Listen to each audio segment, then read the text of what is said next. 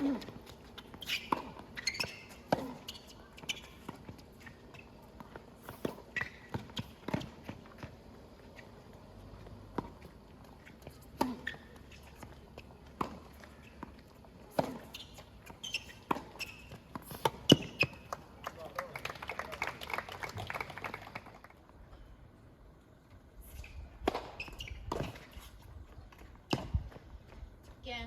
Vašić. Prvi gen, drugi set.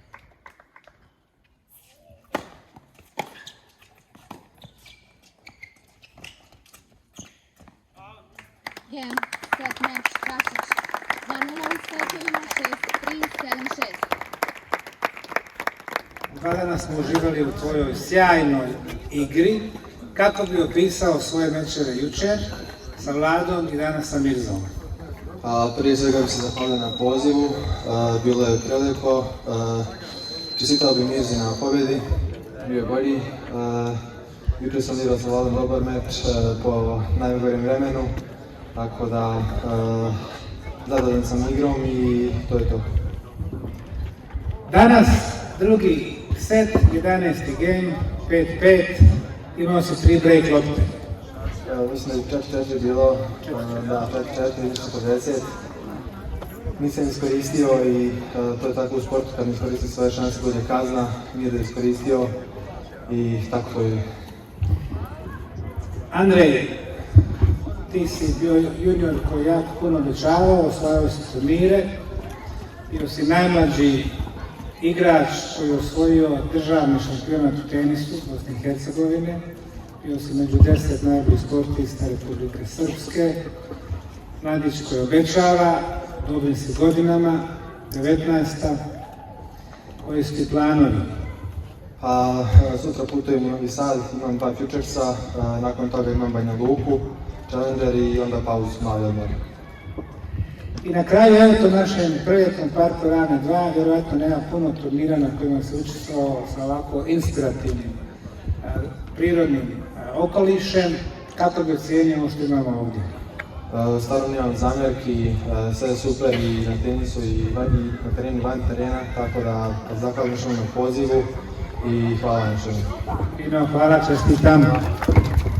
Ovdje je pehar za polufinale na Piramid kupu i nekoliko sitnica ispred naše fondacije.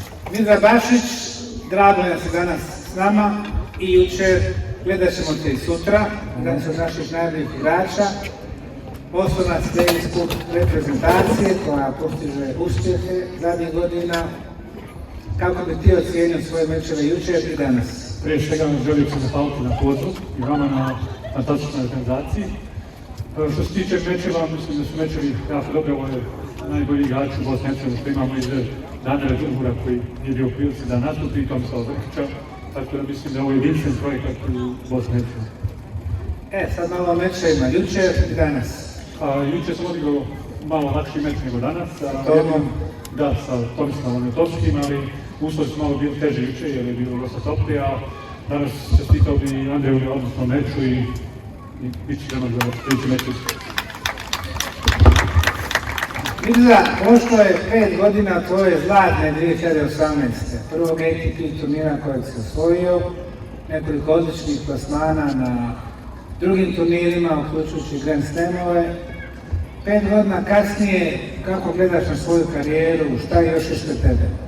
Da, mislim, zadnjih par godina, mogu reći godinu i pol poslije operacije i prošle godine sam se uspio malo vratiti, a opet imam neku povredu, tako da nadam se da će me tijelo poslužiti u narednom periodu i pokušati dati svoj maksimum narednih godina. Impresije sa ovoga mjesta? Pa kao što sam rekao, ovo je stvarno jedinstvena prilika da sve nas igramo u ovakvom ambijentu i bez ikakvih zamjerki. Stvarno odlično. Divno, hvala, želim se sreću. Hvala.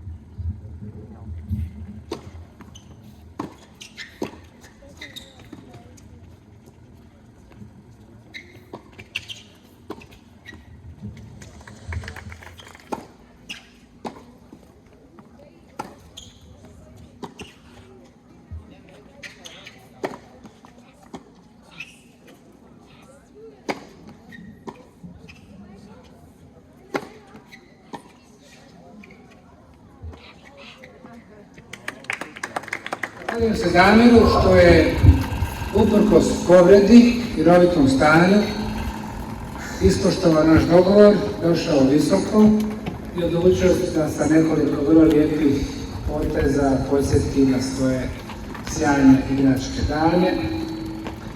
Dva kratka pitanja. Damire, ukoliko se povreda sanira, povreda leđa, očekujte dva važna turnira, ATP 250 u Umagu i najjači Challenger u Banja Luci. Šta očekuješ? Prije svega, hvala vam na pozivu, naravno. Žao mi je što nisam uspio da budem dio ovog turnira, ali evo, bar malo da ipak da dođem i da ljudima koji su došli, da nadam se bar malo uljepšam ovaj dan. Sigurno da bih više volio da sam mogao da igram, da se takmičim, takav sam po prirodi, ali mislim da će biti još prilika i evo, mi nekada prije US Opena smo planirali baš da dođemo ovdje da odradimo dio priprema. Mislim da bi to također bio jedan lijep termin za jedan egzibicioni, pravi egzibicioni meč. Tako da nadam se da ćemo i to da planiramo. Što se tiče mojih turnira, da, ova povreda je sreća što ne traje toliko dugo i što je može da se sanira u nekoliko dana, ali sigurno da mi je žao zato što sam u Baštadu napokon onako pronašao neki svoj ritam. Dobro sam igrao, nažalost morao sam da predam već nakon prvog poena. Znam da je bilo polemike zašto baš nakon prvog poena, svima je to bilo čudno, ali moja odluka je da uvijek izađem na teren da pokušam, ne volim da predajem meče unaprijed, ali leđe su toliko bilo loše stanje da jednostavno nije bilo način da se nastavi igrati i nažalost tako sam izvršio taj nastup u Švedskoj. Drago mi, kažem opet da sam došao ovdje, pokušat ću da koliko je to moguće da se spremim za Umag, nema baš puno vremena, ali dobro, takav je tenis, takav je sport.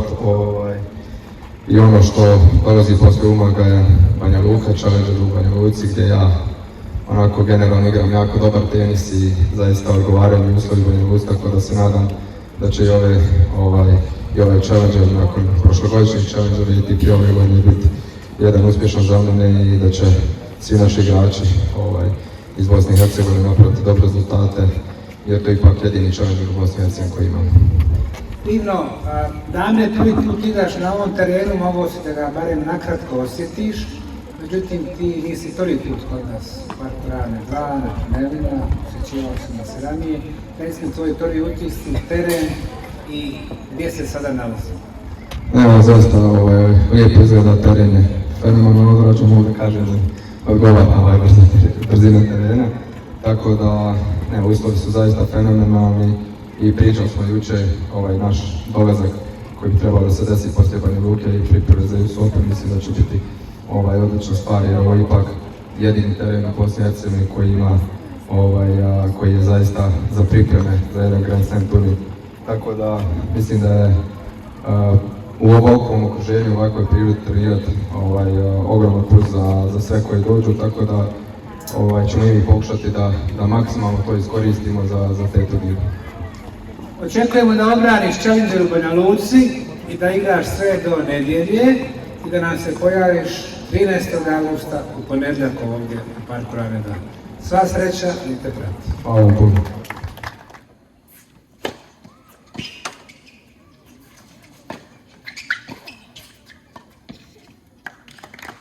Ništa.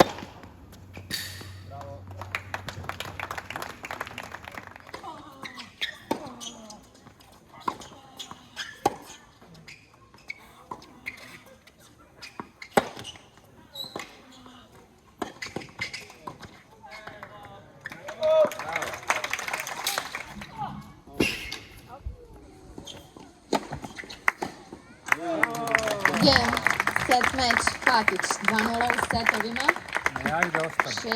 6-2, 6-2. Vladu Tadića. Na kratki razgovor. Vladane, hvala što si došao kod nas. Imamo se dva teška meča jučer i danas. Pokazao si dosta. Kako bih ti opisao? Prije svega, hvala vam na pozivu, bila mi je čast da dođem ovdje. Zaista sam uživao u prelijepom ambijentu i bilo je stvarno prelijepo igrati sa ovim igračima visokog nivoga, prije svega Nermana, naravno i Andreja koji je uzlazio u detalj. Cijenio bih ovo kao jedan sjajni iskustvo. I resni mečevi, jer si mogao više. Uvijek može više, naravno. Trebalo mi je malo vremena da se prilagodim i na podlogu i na sve, ali sigurno sam nekim dijelom zadovoljan. Šta je tvoja podloga? Reci mi, prvo, planovi u bliskoj budućnosti. U bliskoj budućnosti igram jedan Futures u Novom Sadu i nakon toga se nadam pozivnici za Challenger u Banja Luci. To su mi naredna dva turnira, a poslije ću još to igrati. To je bilo lijepo vidjeti u avgustu u Banja Luci. A ovako malo dugoročno, još uvijek si mlad.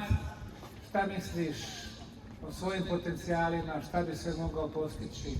Pa ne znam, mislim, jako je teško ograničavati, ja se nadam da mogu doći svog nekog maksimuma, zašto je to, ne znam još, ja se nadam da ću saznati u bliskoj budućnosti na meni, da treniram i da vrijedno radim, da dođem do toga.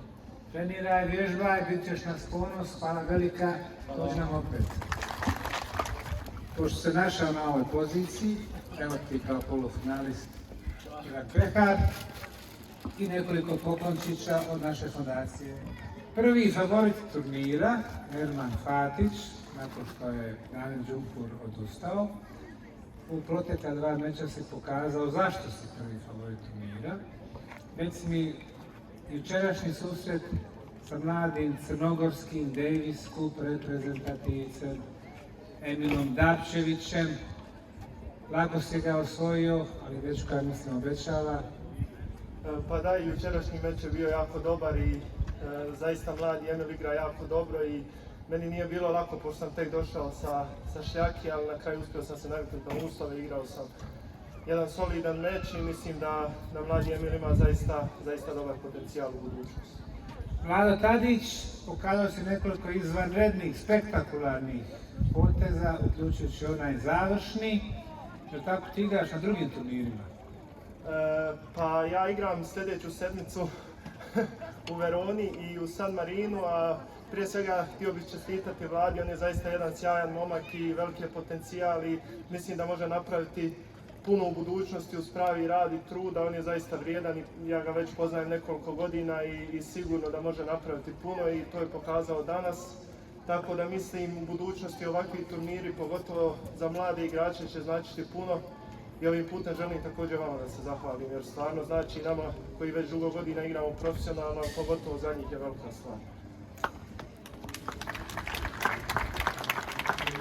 Kod nas je došao direktno iz Salzburga gdje si imao veliku šansu, ali eto nekako nesreća, drugi, treći set si izgubio.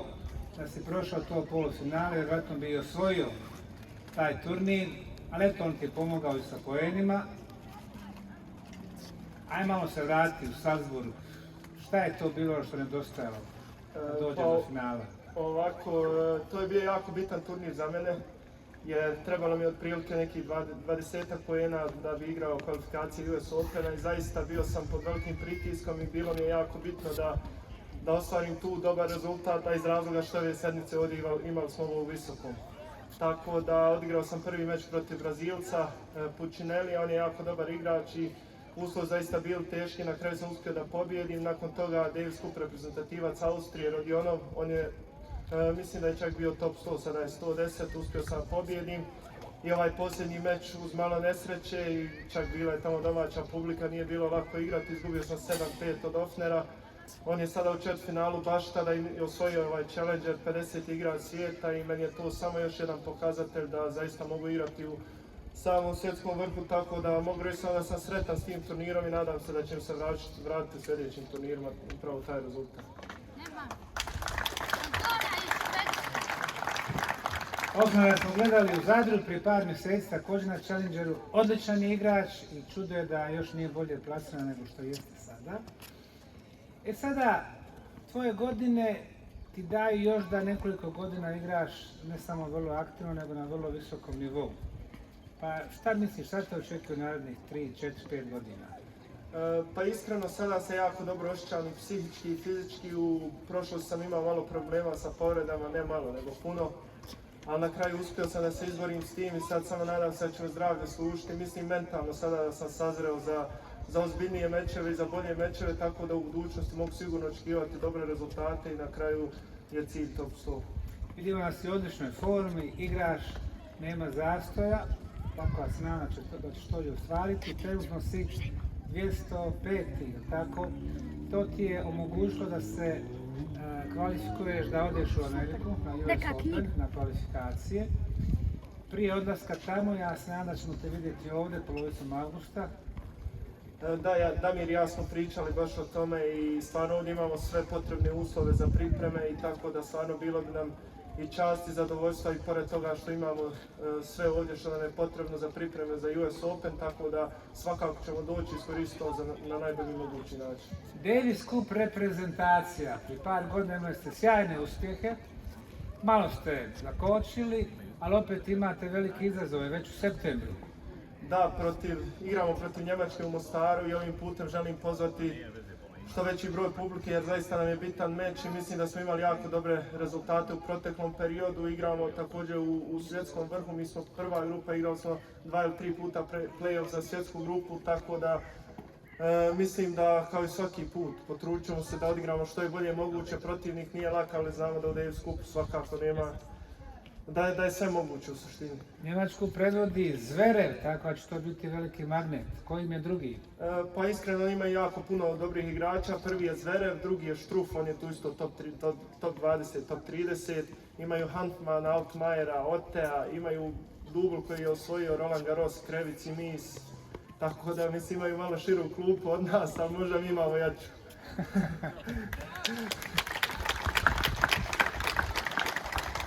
I još jedan put, evo nas u našem prelijepom parku Ravne 2, još nekoliko komplimenata. Pa iskreno ne znam šta više da pohvalim, samo ovaj teniski ambijent ili ovaj prirodni ambijent okolo. Jučer smo i vas posjetili, stvarno jedan raj na zemlji kako ste ga vi nazvali i samo možemo uživati u njemu. Tino, hvala i sutra finale. Ti i Midza Bašić. Šta očekuješ od finala? Pa iskreno očekujem jedan jako dobar prijateljski meč i mislim da će se publika zabaviti i da će biti u što većem broju i na kraju vidjet ćemo ko će da pobjedi. Tamo su dva pekara, jedan je manji, drugi je veći. Onaj veći je garant za pobjednika turnira. Koju ćeš odnijeti kući? Pa iskreno, ne znam... Slušate mali ovdje. Ne znam, nek Imran kaže, može bolje tako. Veliko. Dobro, hvala, vidimo se sutra u 18 sati.